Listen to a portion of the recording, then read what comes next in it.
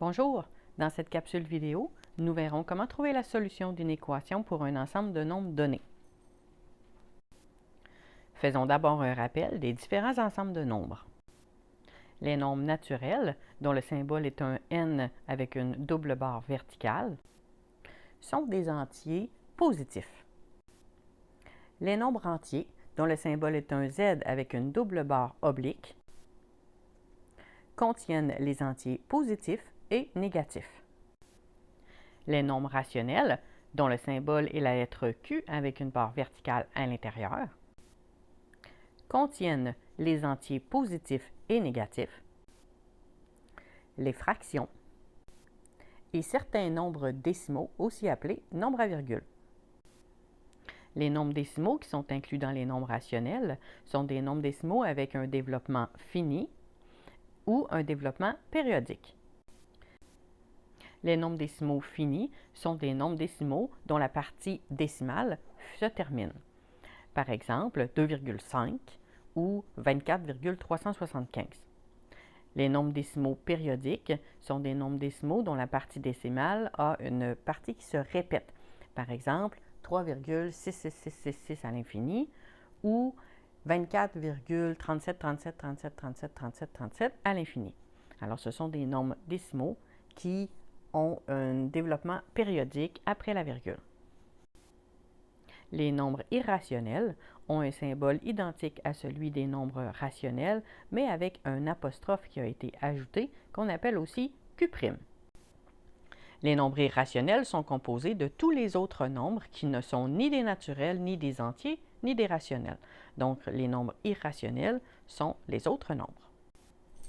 Les nombres réels, dont le symbole est un R avec une double barre verticale, représentent tous les nombres, autant les naturels, les entiers, les rationnels et les irrationnels. Donc, les nombres réels contiennent tous les nombres. Il est important de bien distinguer les différents ensembles de nombres afin de faire les exercices suivants. Maintenant, nous pouvons trouver la solution d'une équation pour un ensemble de nombres donnés. Dans le premier exemple, nous avons l'équation 5x moins 8 est égal à 2 multiplié par x moins 5 et nous devons en trouver la solution, mais dans l'ensemble des naturels. La première étape est de résoudre l'équation. Il faut d'abord s'assurer de simplifier les deux parties à gauche et à droite du égal afin qu'il ne reste que des additions et des soustractions. À droite du égal, nous avons un 2 qui est multiplié par la parenthèse x moins 5. Il convient donc de faire la multiplication, donc la distributivité du 2 dans la parenthèse. Donc, je distribue mon 2 à l'intérieur de la parenthèse aux deux termes. À gauche du égal, le 5x moins 8 ne change pas. Et à droite du égal, le 2 multiplié par le x donne 2x et le 2 multiplié par moins 5 donne moins 10. Puisqu'il ne reste que des additions et des soustractions des deux côtés du égal, il convient maintenant de mettre tous les termes variables d'un côté et tous les termes constants de l'autre. Ici, je mettrai les termes variables à gauche et les termes constants à droite du égal. Il ne faut pas oublier que si on change un terme de côté, donc s'il part de la droite et s'en va vers la gauche ou s'il part de la gauche et s'en va vers la droite, il faut inverser le signe parce que les additions deviennent des soustractions et les soustractions deviennent des additions. Comme je veux mes termes variables à gauche, le 5x reste à gauche et le 2x, lui, doit être transféré à gauche parce qu'il est à droite. C'est un positif, je dois l'inverser, donc le changer de signe. C'est une addition, je dois le transformer en soustraction et il devient moins 2x. Le moins 8, qui est une soustraction, il est à gauche, je veux l'envoyer à droite, va devenir 8 positif. Et le moins 10, qui reste à droite, va rester moins 10. Maintenant que les termes variables et les termes constants sont chacun de leur côté, il ne reste qu'à faire les opérations de chaque côté. 5x moins 2x qui donne 3x, 8 moins 10 qui donne moins 2. Et on finit avec une division par 3 pour isoler le x qui est à gauche, qui nous donne donc x est égal à moins 2 tiers. Puisqu'on me demande la solution de cette équation dans l'ensemble des naturels, je ne m'arrête pas là, il ne reste qu'à vérifier maintenant que la solution obtenue appartient bien à l'ensemble des naturels. Les nombres naturels sont des entiers positifs.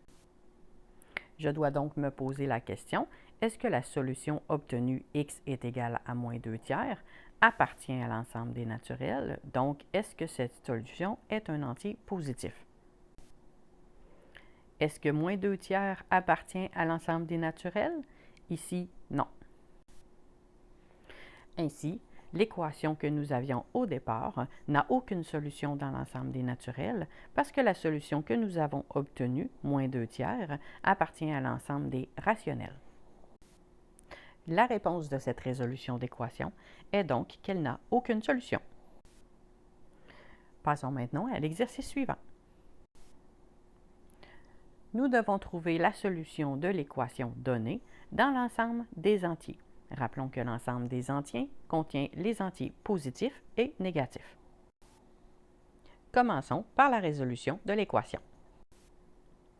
Je distribue le 3 qui multiplie la parenthèse moins x moins 5. Donc, je distribue le 3 à l'intérieur de la parenthèse pour simplifier la partie de droite. J'obtiens alors moins 3x moins 15. Je mets mes termes variables à gauche et mes termes constants à droite en prenant bien soin de changer le signe si je change un terme de côté.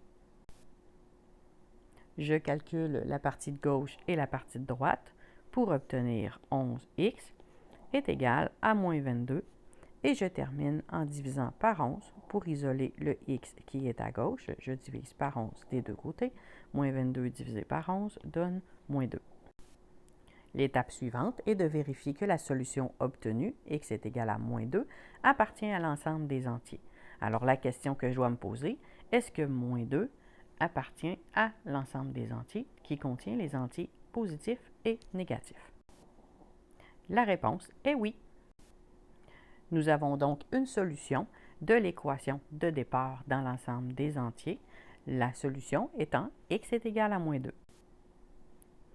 Passons maintenant au dernier exemple.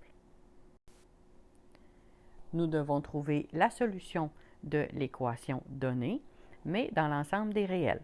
Rappelons que l'ensemble des réels contient tous les nombres. Je commence par résoudre mon équation. Ici, le moins de la partie de gauche doit être distribué à l'intérieur de la parenthèse, parce que c'est comme si on avait un moins 1 qui multiplie la parenthèse. Nous obtenons donc moins 2x moins 3. On met les termes variables à gauche et les termes constants à droite. On calcule les deux côtés, moins 2x moins 3x donnant moins 5x et 3 plus 1 quart, donnant 13 quarts. On termine la résolution en faisant une division par moins 5 des deux côtés afin d'isoler le x qui est à gauche et on obtient x est égal à moins 13 sur 20.